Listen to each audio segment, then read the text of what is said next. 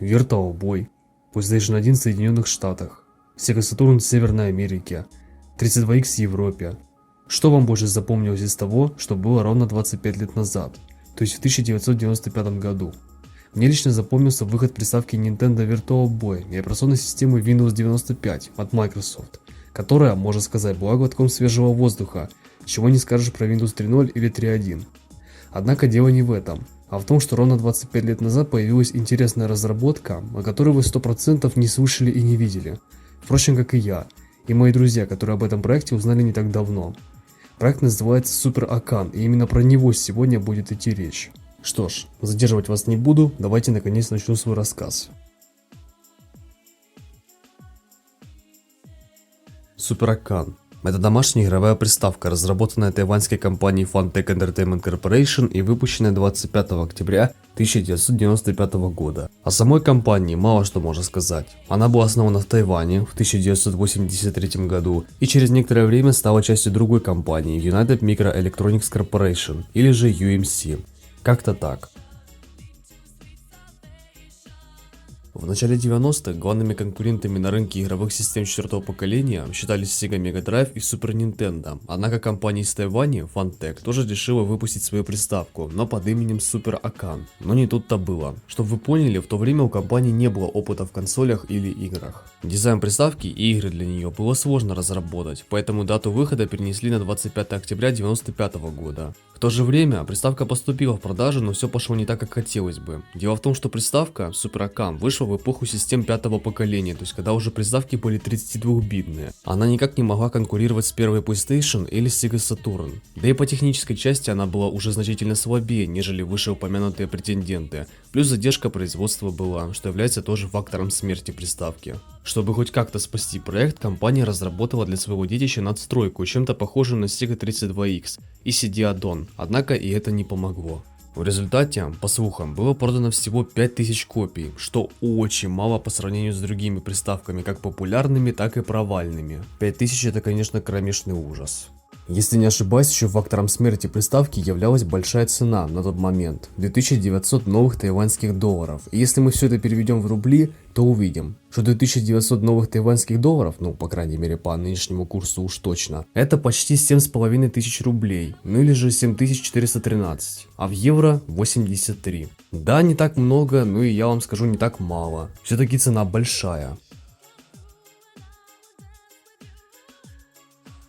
К сожалению, про какие-либо особенности я вам не смогу рассказать, ибо сам не нашел, и в интернете нет никакой информации на этот счет. Но расскажу вам про техническую или же аппаратную часть этой приставки. Процессор Motorola 68K, который работает на частоте 10 МГц. Память статическая 256 килобайт. Чтобы вы понимали, статическая память — это та же полупроводниковая оперативная память, в которой каждый двоичный или троичный разряд хранится в схеме с положительной обратной связью. Графикой занимается видеочип UMC UM6618, у которого 128 килобайт видеопамяти. UMC UM6619, который поддерживает стерео. С одной стороны, если приставка вышла в каком-нибудь там 92 или 91 году, это смотрелось уже неплохо, довольно свежо пока что. Но в 95-м это уже, извините меня, никуда не шло. Ладно, переходим к следующему пункту — игры. Для Super Akan было выпущено всего 12 игр, не выпущенных 11. При этом были игры как своего же производства, то есть от компании Funtech, так и от сторонних разработчиков, вроде той же Panda Entertainment, которая была основана в Тайване в 1990 году. Из игр можно перечислить CUG, Song of Fighter, The Son of Evil и African Adventures. Остальные не знаю, к сожалению. Ну, на самом деле там есть еще, но лучше перечислять не буду, а продемонстрирую список, и вы все поймете. Про эти игры я вообще ничего не знаю, ну за исключением CUG и Song of Fighter. Понятное дело, что Song of Fighter это файтинг для MS-DOS, то есть он изначально выходил для компьютеров под управлением MS-DOS. А CUG это платформер для приставки Super Akan от компании Funtech. Вот такие вот дела. Сейчас пришло время показать вам несколько игр.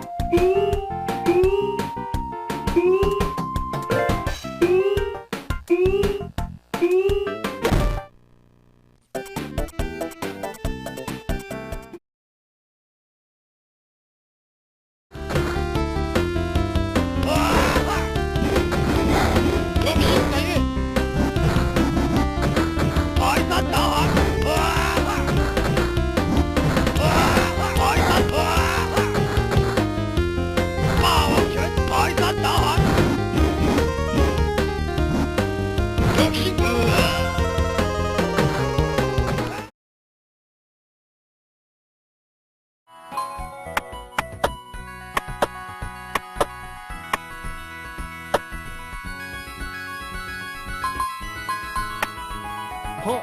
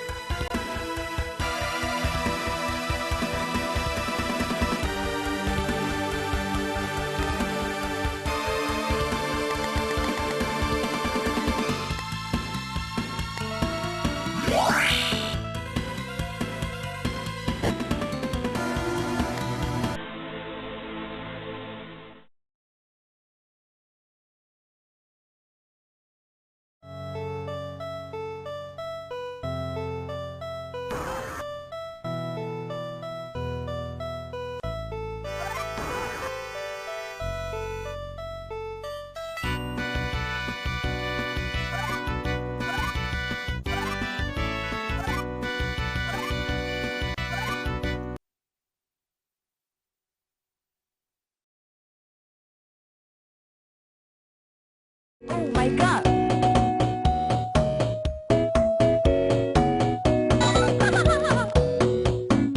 Oh my god! Oh my god!